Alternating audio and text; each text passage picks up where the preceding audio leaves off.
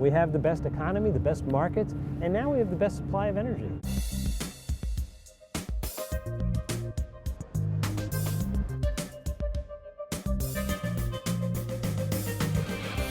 Oil jobs and the oil industry has been a real big part of this recovery for the United States since the crash in 2008, and now you've had a crash in oil prices. How does that play out here? You know, I think if you look across the whole economy, there's no question but that lower oil prices are net a boost to the economy. It's kind of like, for most people, a tax cut, or for most businesses, a reduction in expense. The government must spend a lot of money on oil. A lot of money. So I think if you look at it in a macro sense, there's no question. If you look at it in terms of the oil and gas industry, those industries are getting much more efficient.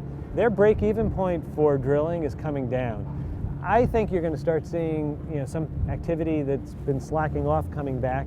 What I can tell you is, in the long term, we have reached a point in the United States where we have developed technology and the ability to use our domestic energy resources, and that's not going to go away. So it's really just a question of timing. It's a question of when those resources are developed.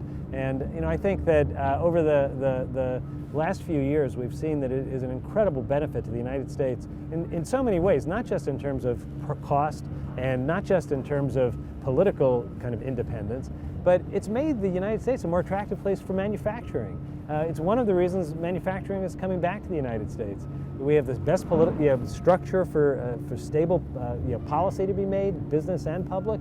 We have the best economy, the best markets, and now we have the best supply of energy.